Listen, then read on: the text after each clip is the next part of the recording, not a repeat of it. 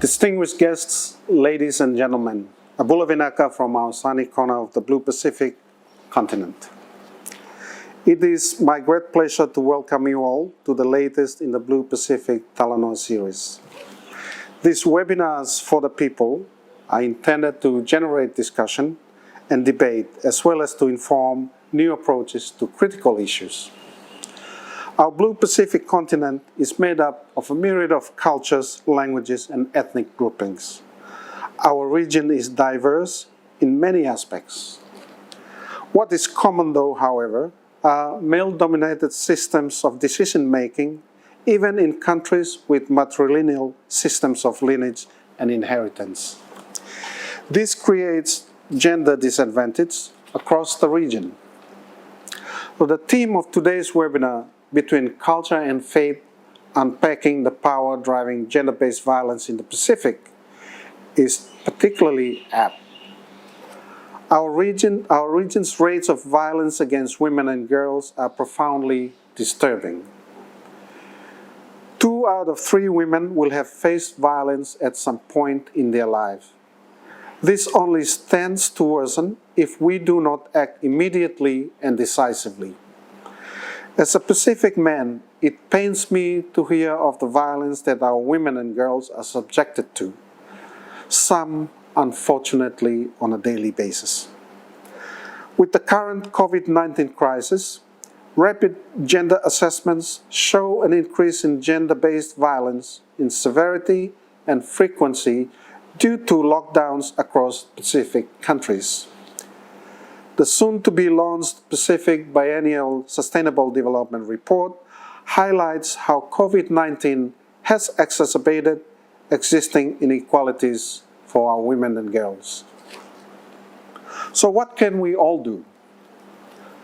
All of us as citizens and individuals have a critical role to play in shaping the perception of gender roles in the Pacific and to challenge the negative attitudes and behaviors. Some of these actions are really that simple. Number 1, educate yourself and others about gender-based violence. Number 2, protect girls who face additional risks during emergencies.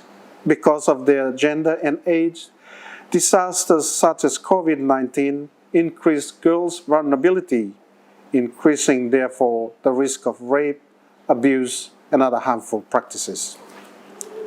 Number 3, empower girls and young women to speak out. Build their skills and capabilities and encourage them to share their stories and demand better policies and legislation. Today, we will hear firsthand from those who work in this area. We will also hear of innovative approaches taken to break the barriers that threaten not only women and girls, but the development of the region as a whole. We need to break the silence now. We are all responsible at community, national, and regional level to promote and protect our women and girls in order for them to achieve their full potential. Unlocking this potential is critical for us to collectively achieve our social and economic development objectives. We need the full and active participation of women in all facets of our social, economic, and political lives. To effect change, it is crucial that we work together in equal partnership. This is no time for siloed approaches. To the contrary, innovative collaborative approaches from all sectors is what we need to end the scourge of gender-based violence that has tainted our Blue Pacific continent. As we mark the 16 days of activism to end gender-based violence, we are again challenged to take a good look at ourselves, and more importantly, to take action. Are we being the change we want to see in our world? On a personal level, I challenge all Pacific men, old and young, from our Blue Pacific continent and beyond, to be part of the solution. Seek ways to strengthen the capacity of our women and girls, and consider what you can do to address the inequality. Do not use our power to tear them down.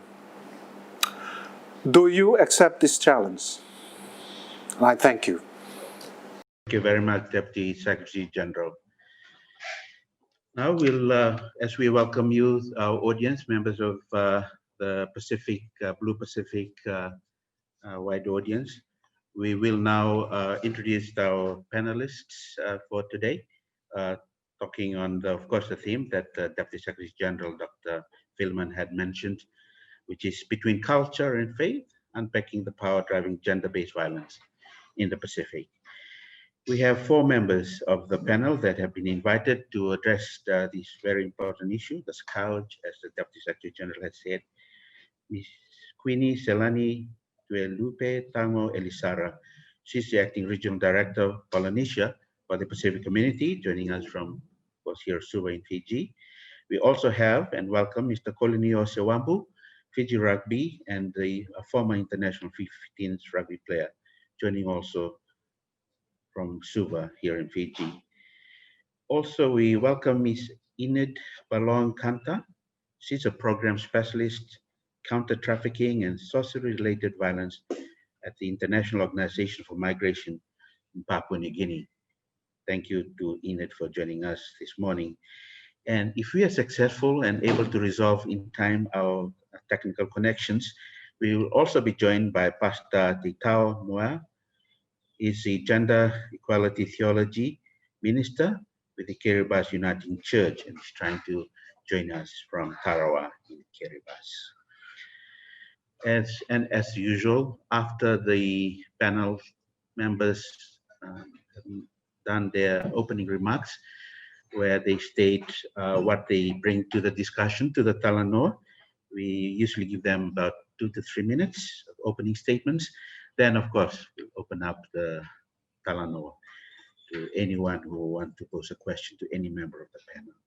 So we'll start with you, Queenie Selani Lupe Tango Elisara, Acting Regional Director, Polynesia with the Pacific Community, and you're going to give us a regional perspective into the theme of between culture and faith, unpacking the power driving gender-based violence in the Pacific. Thank you, Litua. Queenie Selani. Thank you, Mr. Facilitator. O te moa e whaatoloa tulipa ia maulungo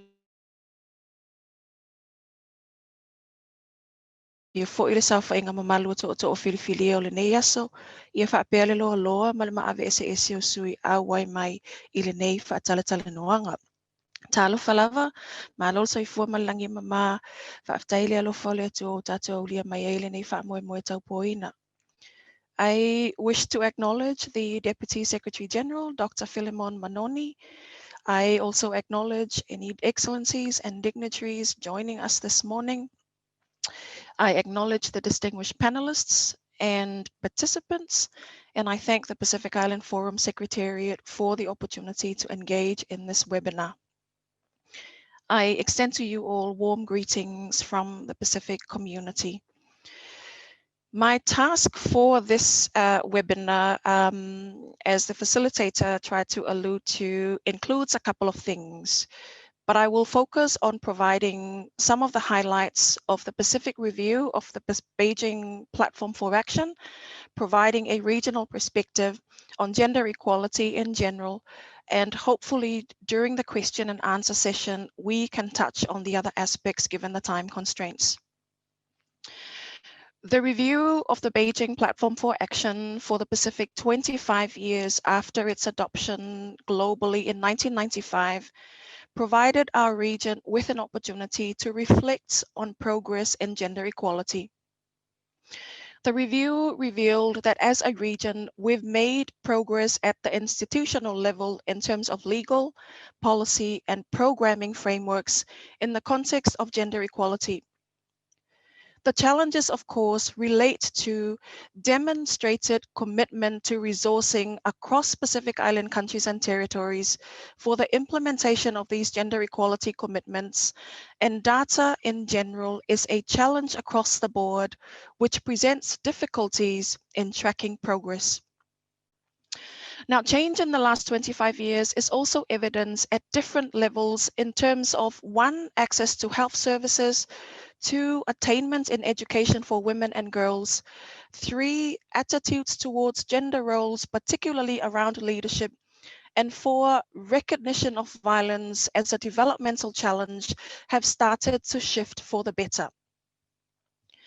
Now, despite the advances we've made, much more remains to be done to enable maximum impact of women's economic empowerment, access to employment, and enhancing women's leadership in the political arena.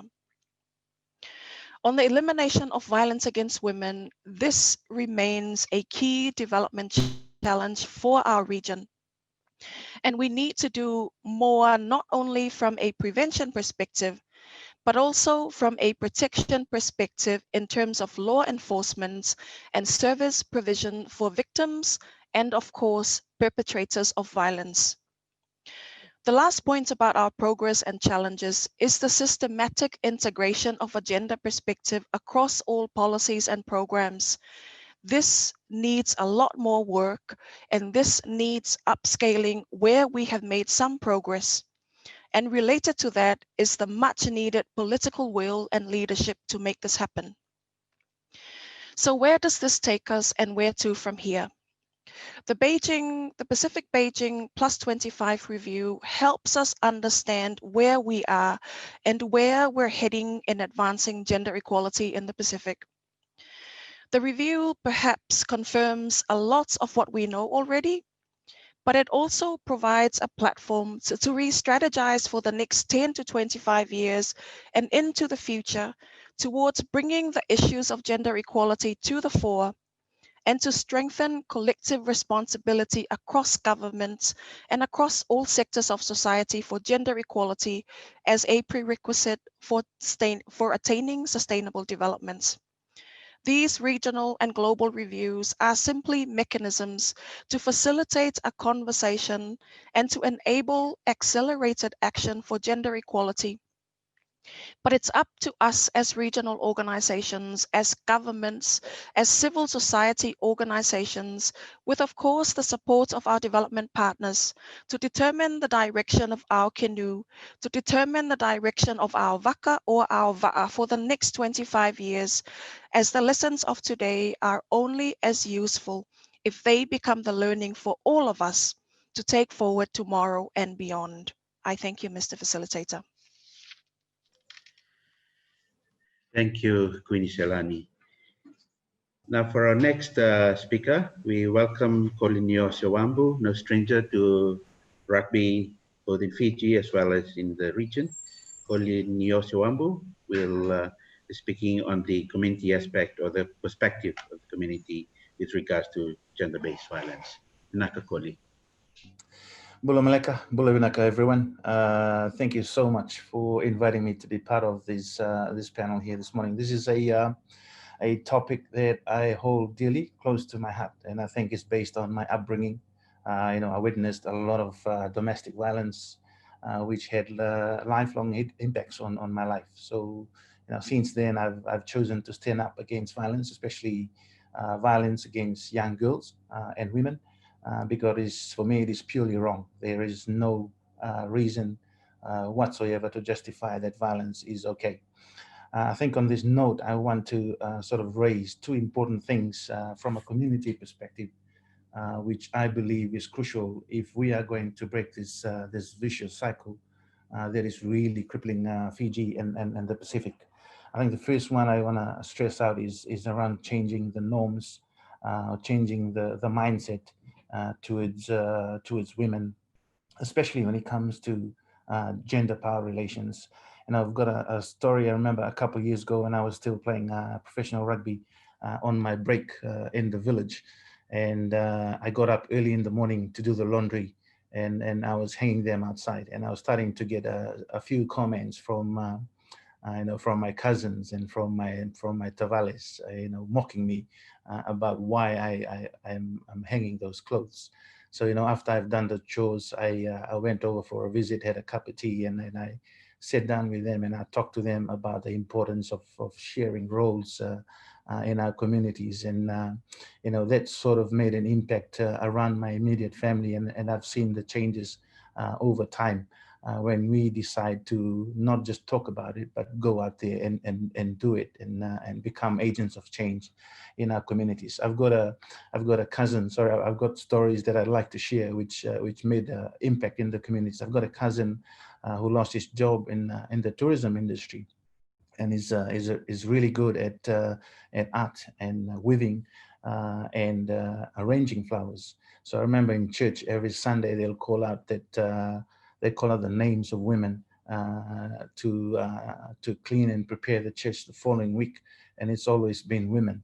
But ever since he's been in the village, he took the opportunity to go out there and showcase his skills in church. And he starts to take young males from our families to go do it and teach them the weaving, and they start to do it every Sunday. And ever since then, we've seen the changes where even now in church, it is they don't call out the name of women anymore. They call out families, and we're starting to see male go out to churches and do those chores which was normally done by women in the past. So I think from that perspective, you know, it's all about male advocates being out there in our communities. It's not about just talking about it, but actually go there and show them and do those things. The second one I'd like to talk about is around male advocates as agents of change. You know, in a community setting like Fiji and most of the Pacific, where it's a patriarchal society, it's male dominated in the thinking, and it's really important for us men to become those agents of change and help empower the women around us. You know, in a Fijian context, what was mentioned by our former late Chief Ratu Sukuna, the three-legged stool in a community, which involves three powerful institutions: the Vanua, Ofenua, the Lotu, the church, and then the role of the Matanitu or formal organizations and institutions. So these are powerful institutions that operate within the village and the community context, and it's really important for leaders in those specific areas to encourage the participation of women. You know, we need more women as preachers and pastors in church. You know, we need more male advocates, Torangani Koros in the villages to raise this important issue in our societies. We need formal institutions to start preaching them early, you know, especially at schools in terms of gender balance and gender relations. You know, sometimes I feel like in our communities, what I've witnessed in the last few years, a lot of I think a lot of awareness around violence against women and men is mostly women driven. You know, while I acknowledge the work of NGOs and women organizations in Fiji, in the communities, you know, I also feel that we need to work more with men. We need to identify men who are agents of change that can go out and break this cycle in our communities. I work in a rugby context. I am the national development manager for Fiji Rugby, and I'm in charge of most of the development work around rugby. The last few years we've been our focus was specifically on rugby skills, rugby development, but we've now taken a new approach working with other organizations like our Fiji Women's Crisis Center, UN Women, through our donors, NZ Aid and DFED. And we're starting to shift now into sport for development spaces, using rugby as a vehicle to increase awareness and drive those changes in the communities. We have a program that's up and running now, and it's growing in interest, called the Get Into Rugby Plus program, where values and life skills are infused into rugby skill development courses. And we've seen the huge impact it has now on teachers and young students. We have a story around an 8-year-old who's changed schools 4 times over the last year because of disciplinary issues. And since he's been involved in this program, you know, the transformational change has been huge, and to the point where He's passed all his subjects. He became the dux in school, became the head boy in school, and over a space of a few years, being involved in this program for weeks, where he was taught values and the importance of respect, especially towards girls and women, has made a transformational change, not only in him but to those around him. And I think the people, the organizations are involved that's supporting this course. And I drive around Fiji as part of my role, and I see I come across signboards in villages that says drug-free villages, health promotion schools. I'd like to see more signboards around violence-free villages, violence-free schools that can help us increase awareness and drive the change. And I'll just like to finish up by reiterating what the Deputy Secretary General mentioned earlier. It's time to speak up. It's time to break the silence, and we need more men in our communities to help our women drive the change against this vicious cycle that is really crippling our societies. And that's it from me for now. Thank you, colleague. Becoming agents of change, using rugby to break that cycle. Thank you for your contribution. Before we'll invite Enid, I also want to welcome at this juncture Mariani Nawandra. She's the economical enabler, just and safe communities in the Pacific for women and men with the Pacific Conference of Churches. And she's joining us because we are unable, very sorry that we are unable to connect with Pastor Titao Moa from Tarawa and Kiribati. But Enid, I believe I also owe you an apology. Your correct title is that you're the counter-trafficking and protection specialist with the International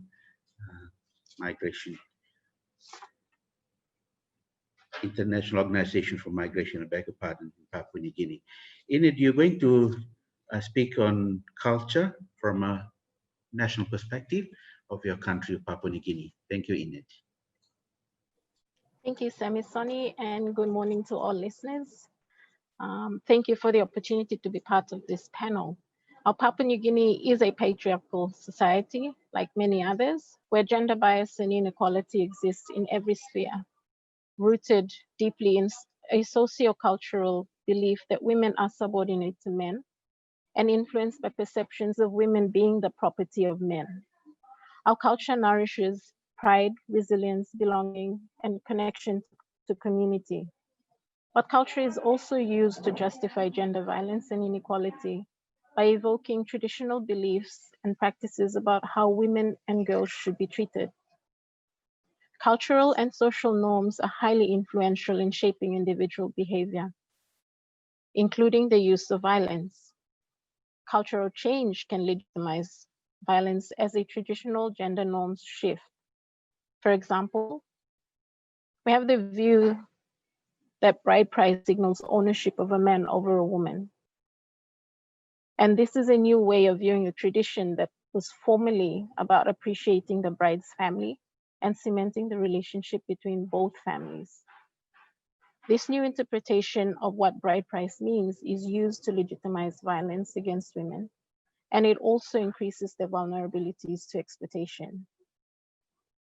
In recent times, the incidences of violence against women have become so rampant in our country, and many women now see and feel that this country is no longer safe for them to live in. Such feelings and thoughts may also lead to people wanting to migrate, thereby increasing the risk to GBV. Whilst migrants and displaced persons may be dislocated from family and community support structures, it is important to also note that they have additional vulnerabilities. And even having said this, without reliable official data, it is difficult to measure the extent of gender-based violence that we have in Papua New Guinea. Recent murders, brutal beatings, and the torture of women accused of practicing sorcery has sparked fresh public outcry from the people in this country. Men and women throughout Papua New Guinea have acknowledged the need for change, and that in order for this change to happen, everyone needs to work together. Now, how do we achieve this? A holistic approach is needed to address GBV. We need to get the whole community together. Everyone needs to advocate that violence is wrong in our schools, in our homes, our communities, and in our places of work. We need to educate our people on harmful practices that fuel sorcery accusation-related violence that we're faced with here in Papua New Guinea. There's been a call for tougher penalties for perpetrators of violence, legal reforms to protect women, a call for properly staffed and funded systems to be in place, including a responsive and resourced law enforcement mechanism. There's been calls for support to existing community-based initiatives that ensure that those working within our communities are supported and protected. There's also a call for greater investment in psychosocial services for both survivors and perpetrators of violence. So here in PNG, what's being done at the national and community level to address some of these cultural barriers? I'm only going to mention a few of what we have at national level, some of the achievements so far. There's a national strategy to prevent and respond to gender-based violence, 2016 to 2025, that provides a framework through which the issues should be addressed. There's also been legislative responses through the passing of certain laws, such as the Family Protection Act, the Lookout and Pickaninny Act, which deals with child protection issues. We've had an amendment made to the Criminal Code Amendment Act that criminalizes trafficking in persons, which is one of the worst forms of gender-based violence. We have a sorcery accusation-related violence national action plan that's been put in place as an implementation strategy to address SARV as it is known. And more recently, we had our first ever National GBV Summit, of which one of the outcomes was to establish a parliamentary committee to address issues of gender-based violence. Now, there's been a lot of work done over the years to address this issue of GBV, but it seems that cases are never ending. And this is something I think that would be true right across the Pacific. Civil society organizations in Papua New Guinea have long been at the forefront, advocating and providing relevant and necessary support to victims of violence. There are many promising local initiatives that are also worth monitoring and supporting. Another example that I can give is here in PNG, we have a local NGO that's working with community members to address the issues of gender-based violence and also other general law and order issues. And they've provided support to these communities, working together with them to create community bylaws. Many of these local activists are supported by the international community through international organizations, development partners, and donors. They can be catalysts for change, and their tireless efforts to address GBV at the community level can also provide an example of how local ownership has an impact on such a sensitive and ongoing social problem. Violence against women and children is unacceptable anywhere, at any time, and it is to our collective shame that no country is free from it. Thank you. Thank you again, Ethan, for for that insightful remarks, and also your point on having a holistic approach to tackle this, because as you said, cases are never ending. Apologies again that we are unable to connect with our Pastor Teitao from the Kiribati Uniting Church in Tarawa, but we are fortunate to have Mariani Nawandra joining us in his place. She's the ecumenical enabler with the Pacific Council of Churches. We've heard Ina talk about gender-based violence from perspective of culture. Now let's look at faith, which is the other important key theme that we're talking about today. Mariani Nawandra, let's hear from you. Naka. Naka, Nakpaleo Samisoni, and Bulabinaka to all of you tuning in and listening in. I now currently work with the Pacific Conference of Churches, But before I touch on the work that I do with Pacific Conference of Churches, I would like to talk about the work that I was previously involved in, and that is with the Methodist Church here in Fiji. I also worked around gender equality theology. With the gender equality theology, or GET network, we were focusing on creating more awareness to our churches. That began with the conference back in 2015, where we were addressing the seriousness of violence against women within our own country, and also how can the church help out and to create these safe spaces and also create awareness in the church. One thing we had focused on was having our church ministers speak from the pulpit, especially when it comes to 16 days of activism. We had programs such as Break the Silence Sunday. This focused on creating more awareness for our women to actually speak out in churches, to be able to talanoa with our church leaders, and also for our church leaders to also take in how would they address women and girls that have been going through violence within our own communities. With the GET network, when I had worked there before, we also had focused on creating a curriculum for our theological colleges here in Fiji. This was focused around the gender equality theology, which also includes the persons with disability and how can we make our churches more with a friendly environment towards persons living with disability. We also had picked up that as we went around the country, we were hearing from most of our members within the church that sometimes we neglect or we don't hear out stories that our own congregational members are going through, and how they do not fit within these church spaces, as churches are supposed to be a safe space for everyone. Also focusing on creating more codes of conduct, or relooking at a code of conduct, and also relooking at what changes need to be made from the leadership perspective.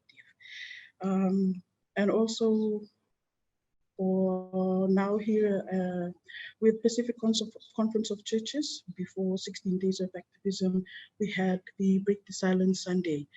Thus includes where we talk about why we break the silence. And as churches, we have confessed our negative contribution towards the structural violence enacted upon women of all ages and social status in the Pacific.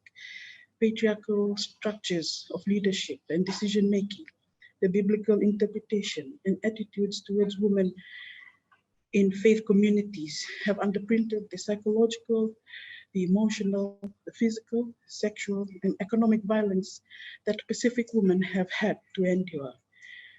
We have and continue to painfully acknowledge the abuses of power and trust experienced by women and children in our Pacific churches, that there are places where the gospel of love, inclusion, preference for the least among us in society, and of peace and abundant life of all is preached and held out as an ideal, but it is not practiced. So this is what we are pushing for towards our churches, to have more of these engagements within our churches, to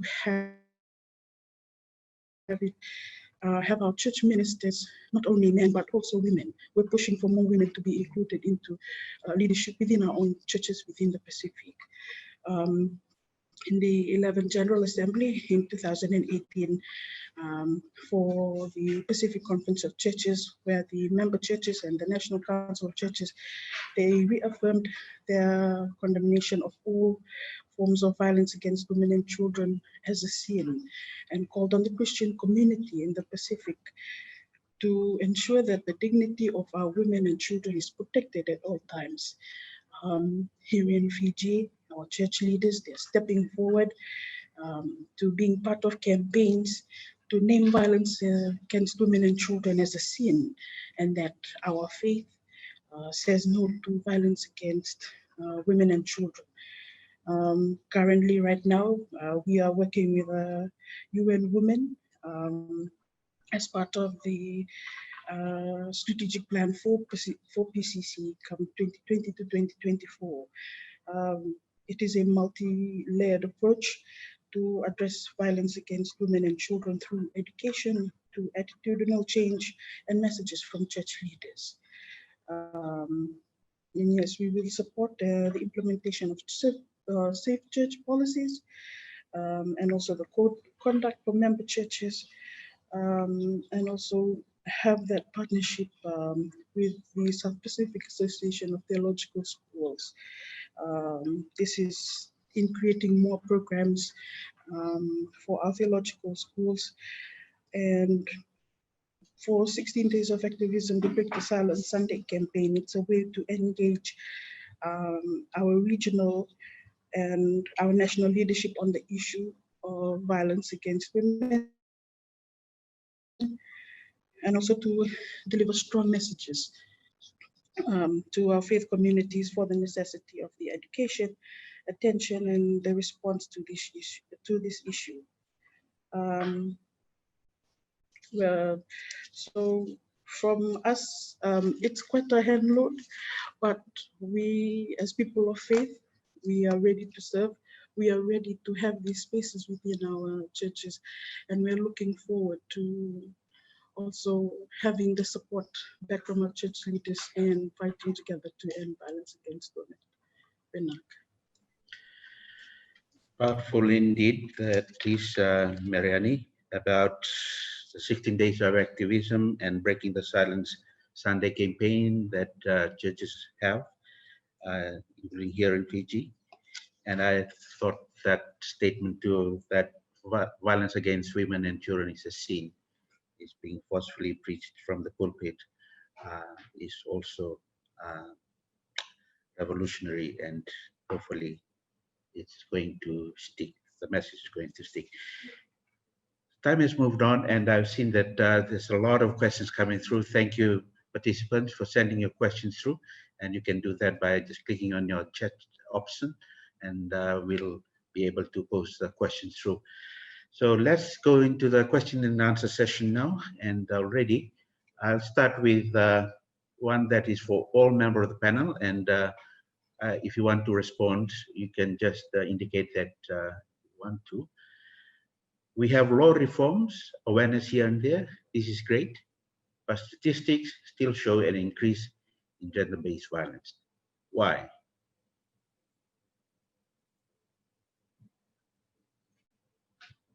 Winiselani or Koli?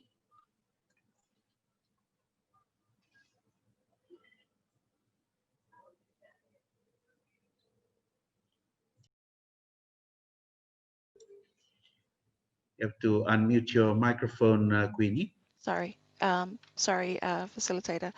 The issue of the question around why is violence increasing despite efforts that have been made in terms of policies and laws and programs and all of that. One of the factors that could explain that is, as people's awareness of the issue increases, it also then increases the capacity of people to report on violence against women, recognizing that it is against the law and is not acceptable. So that's one reason attributed to the increase in violence against women.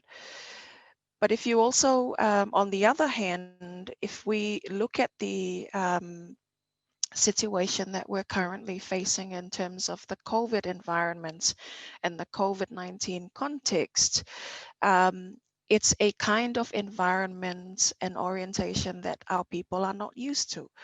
And so with the increasing lockdowns and increasing restrictions on people's moments and engagements, it therefore, evidence has shown that this has increased violence. And so it's a number of factors. And I think as we continue to address this issue, we need to be looking at addressing the issue from different perspectives, depending on the circumstances and the different situations from time to time. Thank you, Facilitator. Init or Koli or Queenie Selani has answered that adequately for the rest of us. Okay. Koli, there's a few questions for you. I'll ask two that are already here. The first one, is there a policy or set of rules that the Fiji Rugby Union has in place for rugby players that prohibits them from hitting or hurting women and children? What systems are in place to protect our women rugby players? Actually, there's three. The last one is, appreciate the program Rugby Fiji is running on violence-free communities. Is that filtering down to current rugby players who young boys look up to, but are instigators of violence after a rugby match? Like Mr. Pareti, yeah.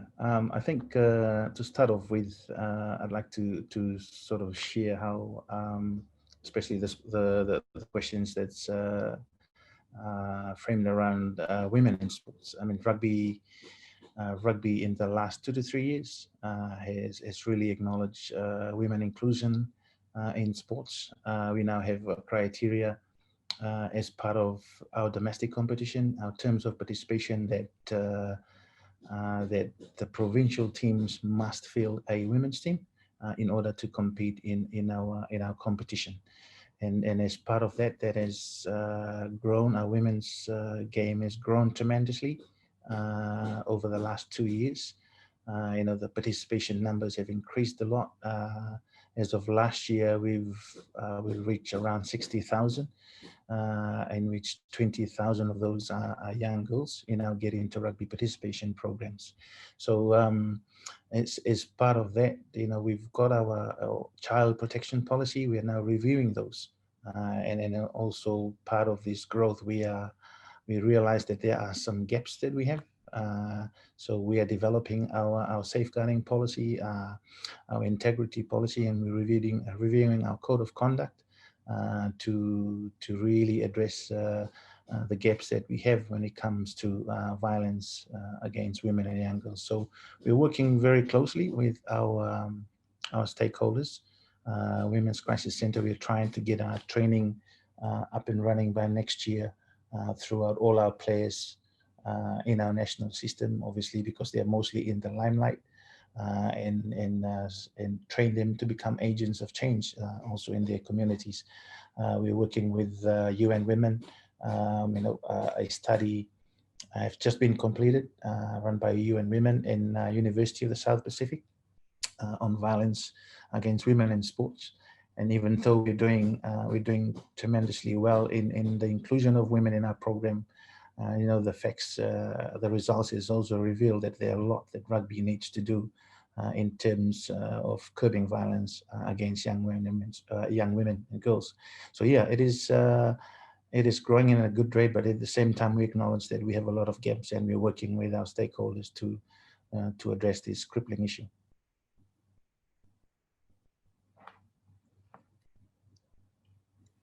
Let me unmute that. Thank you, Koli. Let's go to Queenie Selani. How do we influence political will if the agenda of leaders is influenced by their own set of values and GBV is not on that list? How do we increase political will? One of the things, the strategies that has been put in place and implemented for some time now through the work that SPC does is strengthening our evidence base and ensuring the availability of data to inform our policies and advocacy work, but also highlighting the cost of violence. When we're looking at the cost of violence, I think it's also important to also look at the cost of not addressing violence. Many a time our emphasis is on trying to capture how much it costs, but I think also promoting how much it costs if we don't do anything about it is also an important part of that equation. On values and political will, I think, you know, we can no longer just kind of limit the addressing of violence against women from an institutional perspective. I think because of the impacts that we have seen of violence against women in our societies requires that we really take our advocacy to the personal level, where we look at shaping and framing our messages with political leaders by saying, look, if this happens to your daughter, if this happens to your sister, what would you do? You know, and as a leader, I think that kind of messaging would be so powerful that our own, you know, our own biases as persons and as leaders cannot be in the way of us championing how we can address this issue. The other points that I wanted to make about political will is, you know, it comes back to what I was saying before about collective responsibility, and, you know, what Enid was saying about taking a holistic approach to addressing the issue, that we need to move beyond our own thinking that when it comes to governments, it's the sole responsibility of the ministries responsible for women or gender. No, I think we've moved beyond that and really now looking at an approach where we recognize the collective responsibility of societies, of the whole of governments, to addressing these issues. And as these different sectors work together and contribute to these issues, you know, this will provide the evidence from the practice that will eventually influence our political leaders and influence the political will required to address this issue. And maybe I'll stop there. Thank you, Queenie Selani. I like that. Get personal in your messaging, and we tackle these holistically or in a collective approach.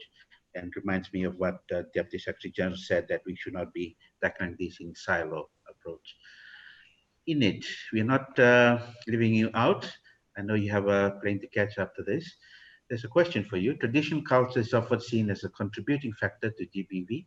Are there elements in our cultural values that can be utilized to end gender-based violence? Any examples of how cultural values have been used to end violence against women? Certainly, there are examples in all our different cultures. We come from here in Papua New Guinea. We have so many cultures. We've got more than 800 languages. And it's very difficult to try to find one example that fits the whole country. But we have cultural practices that, like I said in my opening statement, where there is a shift in some of these thinkings and in some of these practices, we legitimize the violence that happens to women and children in our societies. And so maybe in the past, there were reasons why they had certain practices. The abuse of these cultural practices, however, today is what we're seeing has resulted in the violence that is being perpetrated by men, mostly men, against our women and our children. And there are many examples that we can think about from across the Pacific. Also here in Papua New Guinea, we have programs that are going on in communities where we try to engage everybody, community, men, women, the youth, who are many times left out. I'm bringing them to the table to discuss some of these issues and challenging some of those cultural norms that we have, challenging the gender beliefs that we have that have been deeply embedded in our culture that we've grown up with. And, you know, just trying to have those discussions and getting people to recognize and at the same time acknowledge that some of these are harmful practices that we need to do away with.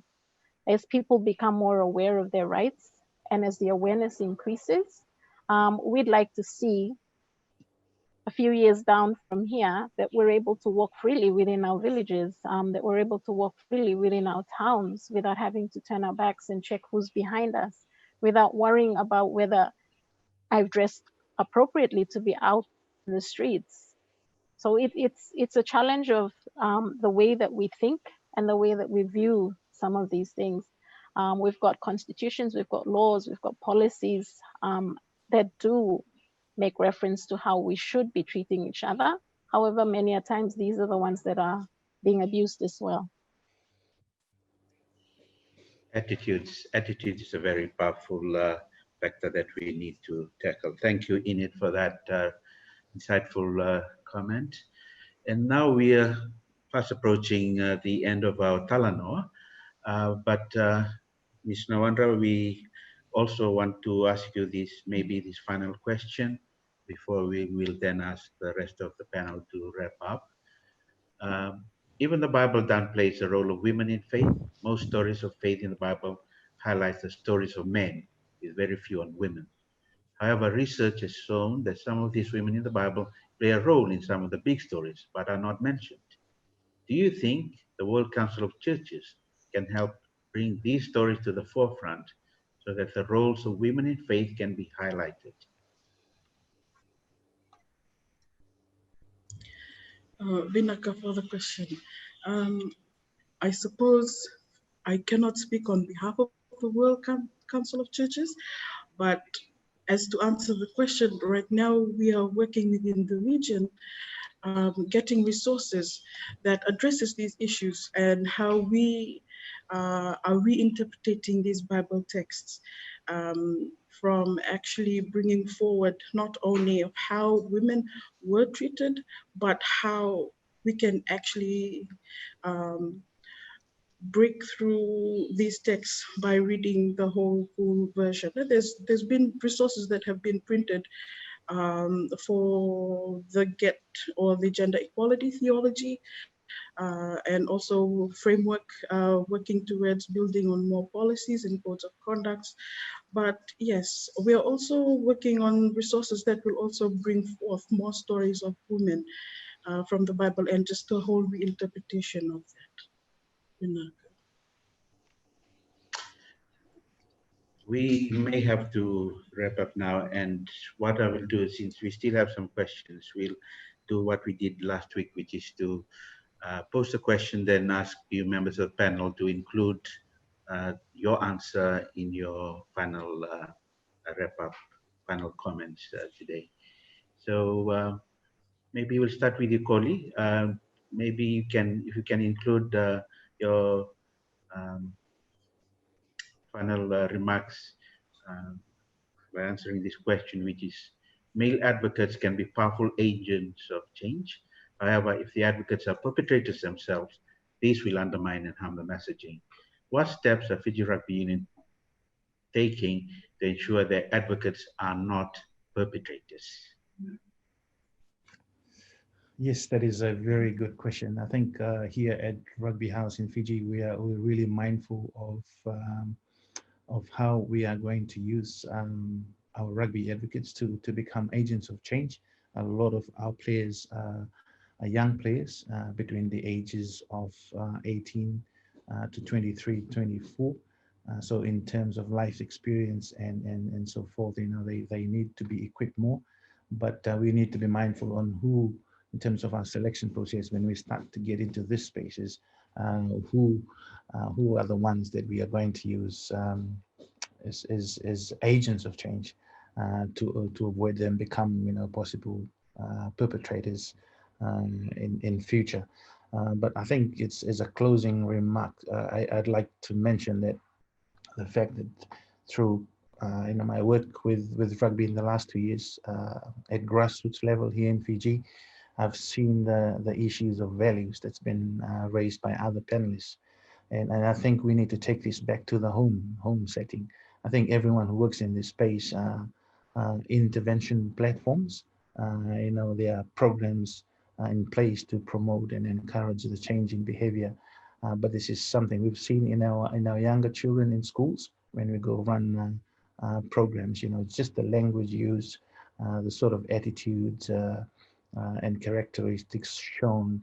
You know, it's something that must be really addressed at home, and that's why I mentioned in my earlier remark, you know, the powerful institutions of the Vanua, the Lotu and the Matanitu. So when they're growing up in terms of human development, the ages of 1 to 6 and 6 to 12 is really crucial to drive the changes and establish good values, so that when they do come out of those and proceed in their life journey, those values are underpinned in their growth and their journey. Nakabali. Nawale Bukoli, taking to our homes and linking it with what Queenie Selani had said about getting personal. I think that's a common theme that's coming across. Thank you for that. In it, for your closing remarks, maybe you can also include this final question for you. More than any other stories of violence from the Pacific, the killings of women and girls through fear, often over beliefs which are far removed from reality, has taken Papua New Guinea's story to the world. What is it like taking the protection of human rights, the Constitution, and logic into those spaces?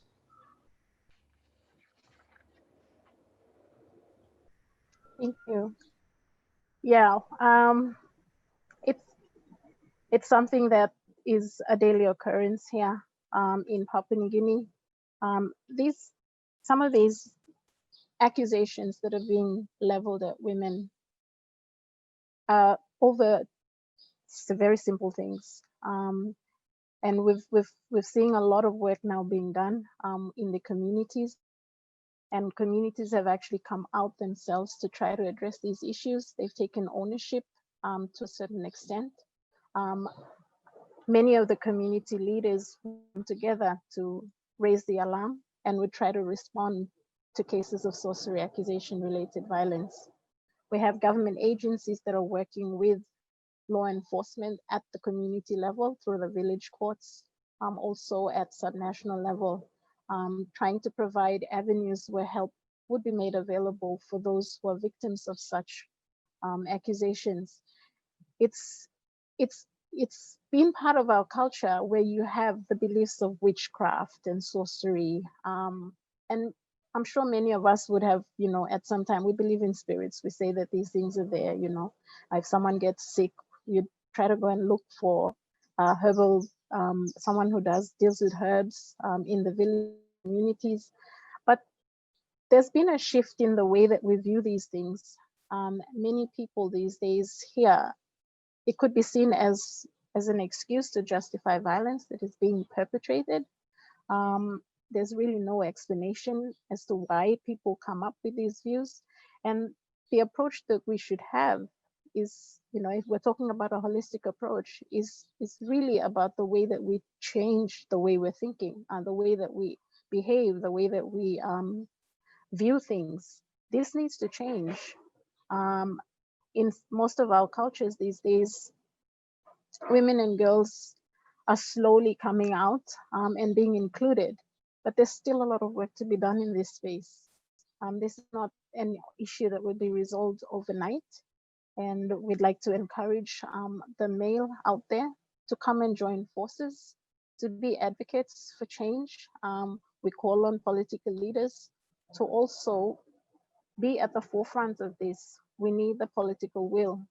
We need to support local initiatives. We need to support our communities, our families who have put up their hands to say, we want change. We want a safe country. We want a safe Pacific. This is a call that is there for every one of us to take action on. And it's not just something that will happen overnight, but we need to remain optimistic that yes, one day, someday, we will see change within our countries and within the Pacific as a region. Thank you, Enid. Very inspirational there. And it's for all of us, as every one of you members of the panel have been saying, it's a whole community approach to tackling gender-based violence. Queenie Selani, for your final remarks, maybe you can incorporate this final question for you. Some observe that the macro issue of humanity's violence against nature, Mother Earth, mirrors society's tolerance of violence against women and girls. Somehow the two situations are linked. This would suggest that being active in environmental protection may help improve the situation of violence against women and girls. What is your view? Thank you, facilitator. I'm going to, perhaps what I'm going to say will help respond to that question. But I thought to maybe touch on, our Pacific cultural heritage. And, as Pacific people, we continue to pride ourselves in our cultural identity and who we are, our cultural values of alofa, love, fa'aloalo, respect, fetausia'i, looking after each other. I've been following the Spotlight Initiative Samoa's campaign for 16 days of activism, where they are building the whole campaign around the cultural values of love, which is alofa, respect, fa'aloalo, fetausia'i, looking after each other, and pui pui, which is protection.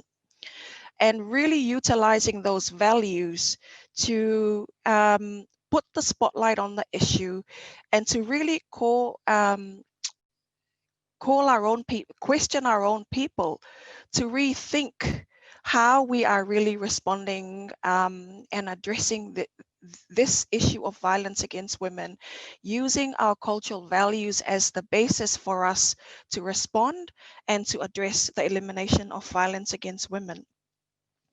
And so if these are cultural values that are part of our Pacific cultural identity, our cultural heritage, the question is, why the violence? Where's the love, respect, and protection? And why are our own women and girls being violated within the confines of their own homes, where they're supposed to be safe, where they're supposed to be protected, and where they're supposed to experience the love and respect that is often talked about in our families and in our cultures? My final remarks, Mr. Facilitator, again, addressing violence against women is a collective responsibility. And it requires that we address the issue across the whole spectrum, from prevention to protection to rehabilitation and healing. And this cannot be the sole responsibility of one government ministry or one organization, but it's the responsibility of our collective in the spirits of love, respect, solidarity, and solidarity through our Blue Pacific narrative. I thank you, Facilitator. Beautiful. Thank you for that, Queen Selani. And finally, Merani Nawandra, Pacific Conference of Churches, in your final remarks, maybe you want to incorporate this question that came through. What is the church stance when it comes to dealing with domestic violence? Often the church's first stance is to reconcile the family at the expense of the protection of the woman, listening to them and allowing them a safe space to speak. How does the church reconcile these different approaches? Nakamiran. Vinaka, for the question.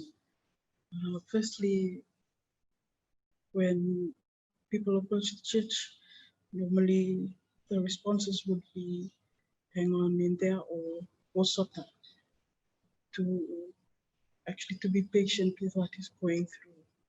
We try, when families come through, we try and first of all look at how families are doing and coping with this issue, addressing violence within their own homes, a place where they are supposed to be safe. Mostly from our church leaders, and this is why we are trying to have this as a curriculum within our theological colleges, to actually have that pastoral care from our ministers when approached from families who are going through violence within their own homes, so that they have these steps to follow through, and also the legal steps that need to be encountered as well. Not only that, but also the inclusion for persons with disability. Normally they are neglected by our own spaces in our communities, our churches. So we are trying to, looking at all aspects and also thinking and also working around and mapping out and unpacking all of this before passing it through to becoming part of the curriculum within our theological colleges. I guess I will just stop there. And Naka. Thank you, Merani Nawandra. economical enabler for just and safe communities in the Pacific for women and men with the Pacific Council of Churches. And we also thank members of the panel.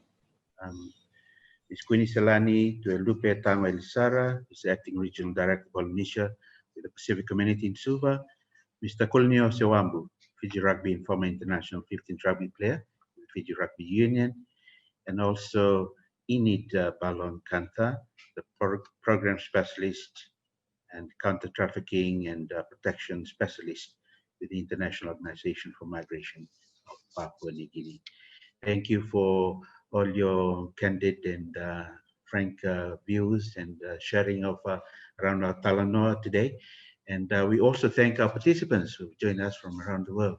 We hope you've enjoyed our session of Talanoa today. It's been 5 Talanoa sessions in this Blue Pacific Talanoa series of the Pacific Islands Forum. And we thank you for your time and thank you for your participation. And sorry, it's Nawandra. Thank you too for coming in at the very last minute on behalf of our colleagues in Kiribati who, due to connection issues, was unable to join us. But thank you for agreeing to come in and contribute to this very important Talanoa between culture and faith, unpacking the power driving gender-based violence in the Pacific. Thank you once again, everybody, and we wish you well and stay safe with your families and your communities. Thank you, and Nisamode Naka.